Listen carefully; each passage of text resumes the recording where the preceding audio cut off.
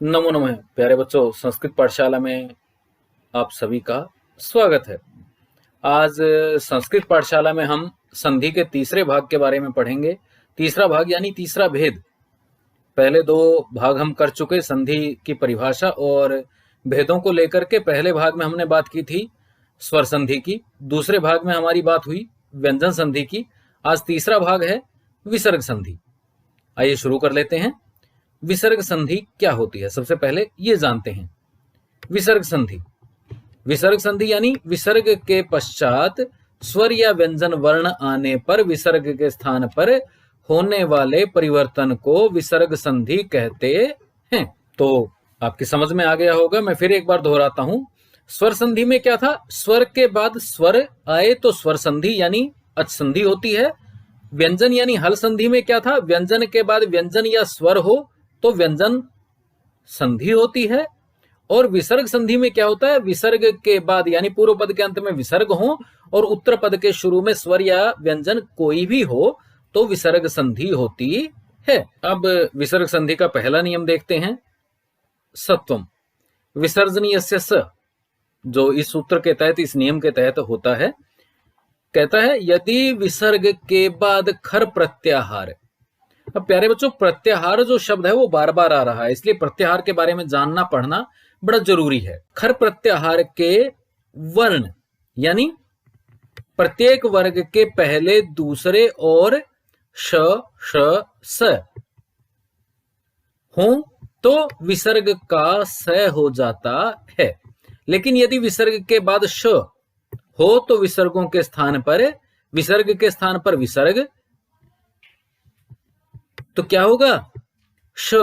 और यदि ट ठ हो तो विसर्ग का श हो जाता है। अब इसके उदाहरण आप देख लीजिए। नमः के अंत में विसर्ग हैं और सामने है ते यानी तवर्ग का प्रथम, तो क्या होगा स हो जाता है।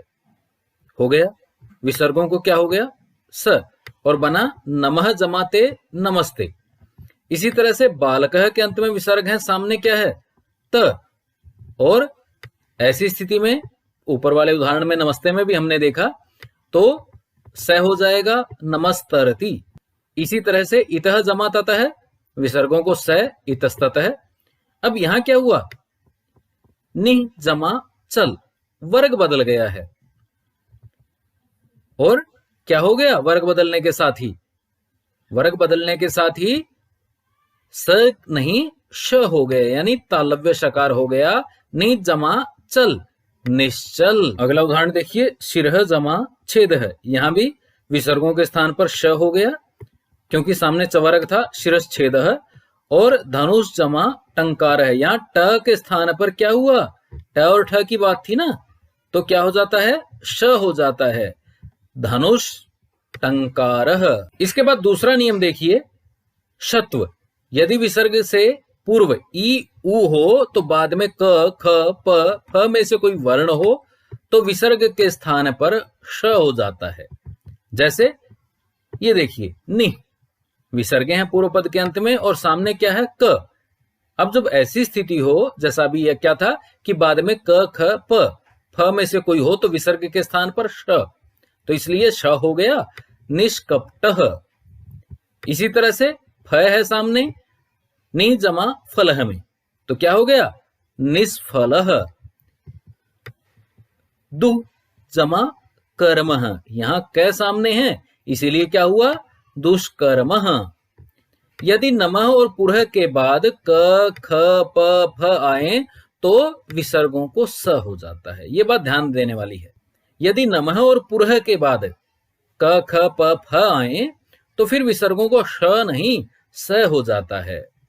नमः के बाद क्या है, स्थिति वही है पर नमः के बाद है, इसलिए क्या होगा स,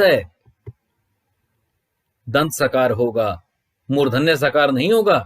और नमः जमाकार है नमस्कार है, इसी तरह से पुरः जमाकार है पुरस्कार है। इसके बाद तीसरा नियम देखिए विसर्ग संधि का, विसर्ग का रुत्व, उत्व, गुण और पूर्व रूप।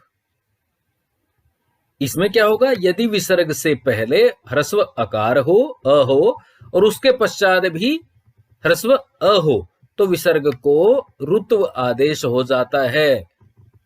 पहले रू आदेश होगा, रू के स्थान पर उ होगा और उसके बाद अ उ को गुण होकर के ओ, और ओ अ के स्थान पर पूर्व रूप, और पूर्व रूप एक आदेश करने पर ओ ही रहता है। और ओ के बाद अ की स्थिति अवग्रह के रूप में दिखाई जाती है। कैसे? जैसे एक उदाहरण ले लेते हैं, बालह जमा अयम। अब विसर्गों के बाद अ है। हमारा नियम बात थी विसर्ग से पहले बालह के अंत का अ और अयम के शुरू का अ, यानी पूर्व पद के अंत में विसर्गे हैं। विसर्गों से पहले क्या है? अ और अयम का अ। तो क्या हुआ? विसर्ग को उत्व का आदेश हो गया, इन विसर्गों को उ हो गया। अब क्या हो गया? बालू जमा अयम। फिर ये कहता है अ और उ को ओ का आदेश हो, अ और उ को, तो क्या हो जाएगा? बालो, बालो जमा अयम। उसके बाद इस नियम के तहत इसने कहा ओ और उ को ओ, यानी दोनों को मिलाकर के ओ आदेश हो जाए।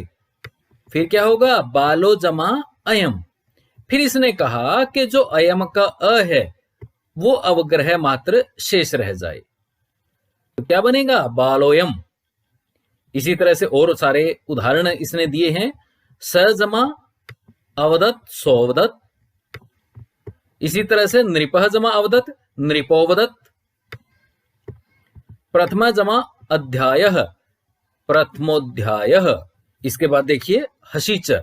इस सूत्र के तहत क्या होता है? यदि विसर्ग से पहले अ हो और बाद में वर्गों के तीसरे चौथे या पांचवें वर्ण हो, यानी तृतीय चतुर्थ और पंचम वर्ण हो, या फिर य र ल व ह हो, तो विसर्गों के स्थान पर र और पुनः र का आदेश होकर के उ और अ को होकर के गुण होकर के ओ हो जाता है। दोबारा देखिए, यदि विसर्ग से पहले अ हो, यानी पूर्व पद के अंत में विसर्ग से पहले अ और उसके बाद में वर्ग का तीसरा चौथा या पांचवा वर्ण हो, या फिर य र ल व ह हो, तो विसर्ग के स्थान पर र पुनः र आदेश और फिर र को उ के बाद अ उ को गुण होकर के ओ हो जाता है। कैसे? तपह जमा वनम। अब विसर्गों से पहले प में अ है, सामने कोई भी वर्ण है जैसे य र ल व है, तो क्या हो गया? तप में से अ निकाला, सामने विसर्गे हैं, सामने नियम के अनुसार व है, तो अ और विसर्गों को हो गया र। अब विसर्गों को र हुआ, र के बाद हो गया उ, र के स्थान में उ, अ और उ मिलकर के हो गया ओ और बन गया तपोवनम। इसी प्रकार मनः जमा रथ है, पहले विसर्गों को र को ओ, अ और उ को ओ, बन गया मनोरथ है। मना जमा रथ है, मनोरथ है। इसी तरह से बालह जमा गच्छति, बालो गच्छति। इसके बाद रुत्व।